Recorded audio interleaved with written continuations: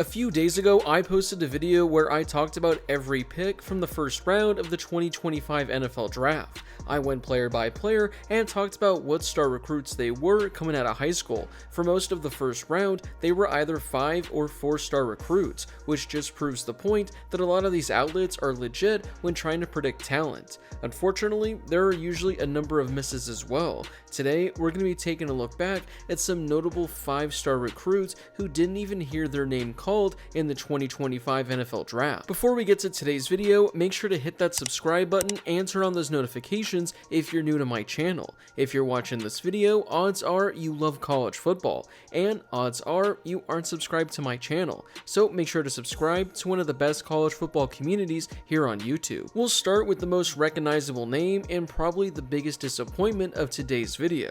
Former Clemson, Oregon State, and Florida State quarterback DJ Uiagalelei went undrafted. Coming out of high school, he was the guy. Per 24/7 Sports, he was the #1 quarterback recruit of his class and the #2 overall recruit in the country. He was already locked and loaded to be the #1 quarterback of the NFL Draft for whatever year he would declare. Unfortunately, his career didn't come anywhere close to where the high expectations were for him. Early on in his career, it looked like he was in fact going to be the real deal. In his first real opportunity in 2020, he threw for 350 yards with 2 touchdowns against Boston College. The following week, he went on the road to Notre Dame and threw for 450 yards with 3 total touchdowns. Clemson lost the game in double overtime, but to go to Notre Dame as a true freshman and post those numbers was insane.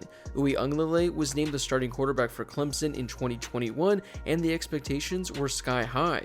He was a Heisman favorite, and Clemson was expected to compete for a national championship. But his debut season was a total disaster. He ended his season completing only 55% of his passes, throwing for 2,200 yards in 13 games with only 9 passing touchdowns and 10 interceptions. I mean, those numbers are terrible for a starting quarterback at an FCS program, but getting those numbers from the #1 quarterback recruit at Clemson, those were just insane. Uiagalelei improved on those numbers in 2022, but he didn't take the next step that a lot of people were hoping for. He threw for 2,500 yards in 13 games. His season and Clemson career ended on a horrible note. In the season finale against South Carolina, he completed only 8 of 29 passes as they fell to the Gamecocks by a point. Then in the ACC title game, he completed only 2 of 5 passes before he was benched in favor of Cade Klubnik, and that would be the end of Uiagalelei's career at Clemson. He transferred to Oregon State that offseason, looking to turn things around. Despite being at a new program, his numbers were nearly identical with the Beavers. In 12 games, he completed only 57% of his passes for 2,600 yards and 21 passing touchdowns. That offseason, he entered the transfer portal once again and ended up at Florida State, and this is when things turned into a true disaster. Uiagalelei appeared in only 5 games before he suffered a season-ending injury. Florida State won 1-4 of those games, and they ultimately finished the 2024 season as one of the worst teams at the FBS level. In his 5 games, he completed only 54% of his passes for 1,000 yards. He had 4 touchdowns and 6 interceptions. Overall, he finishes his collegiate career with 53 games. He completed 58% of his passes while throwing for 9,400 yards. He had 61 passing touchdowns and 30 interceptions. He ended up signing with the Chargers as an undrafted free agent. Honestly though, he should just have stuck with baseball. He was actually drafted by the Dodgers a couple years ago as a pitcher. Football clearly isn't going to work out, so he might as well try things out in baseball and see how that ends up. Another one of the biggest busts of the last few years is former wide receiver Julian Fleming. Coming out of high school, he was ranked as the #1 wide receiver of his class and the #4 overall recruit. He spent 4 seasons at Ohio State before he transferred to Penn State in 2024.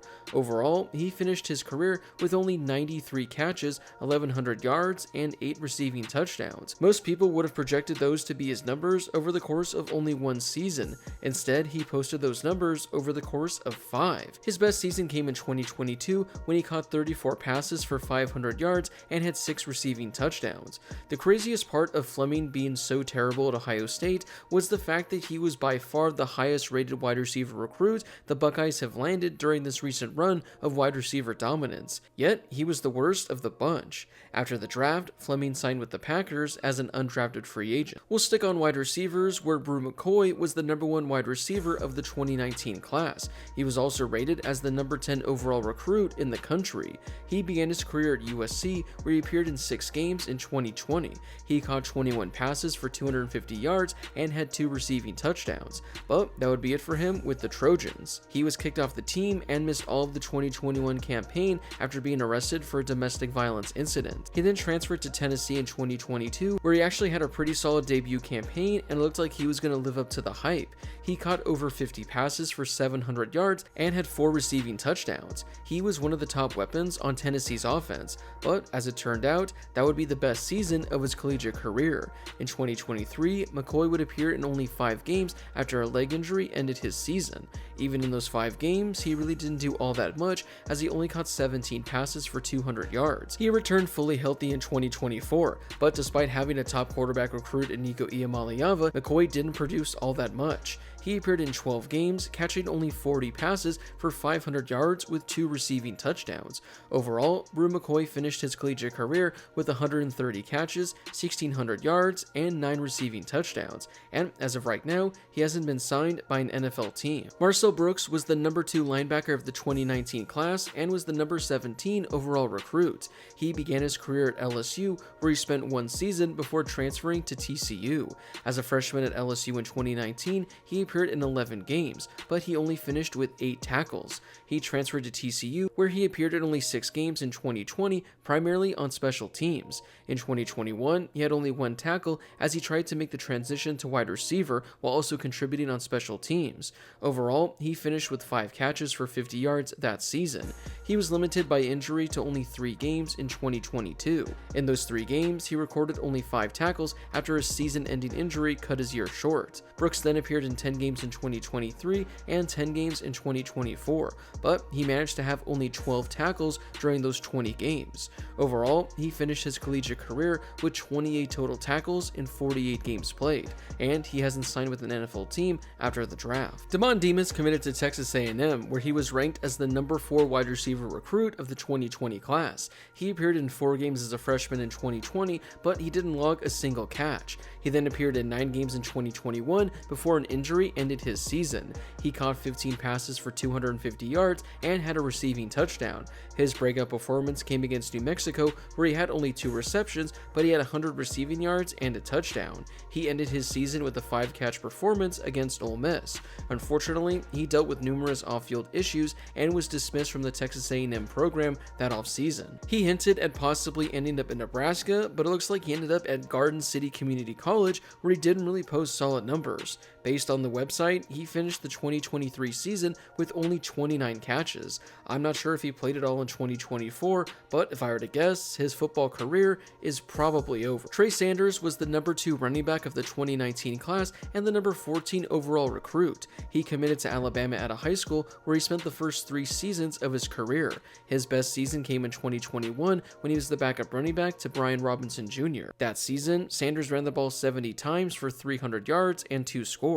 His best game came in Alabama's playoff game against Cincinnati when he ran the ball 14 times for 70 yards and a touchdown. But Sanders quickly fell down the depth chart in 2022, and he finished his season with only 14 rushing attempts. After 3 seasons with the Tide, he entered the transfer portal and ended up at TCU. He did have 6 rushing touchdowns for the Horned Frogs in 2023, though he had only 48 carries. His workload decreased significantly in 2024 as he finished the year with only 13 carries. Overall, he finished his collegiate career with only 180 carries, as nearly half of those came in 2021. He ran for 750 yards and had 9 rushing touchdowns.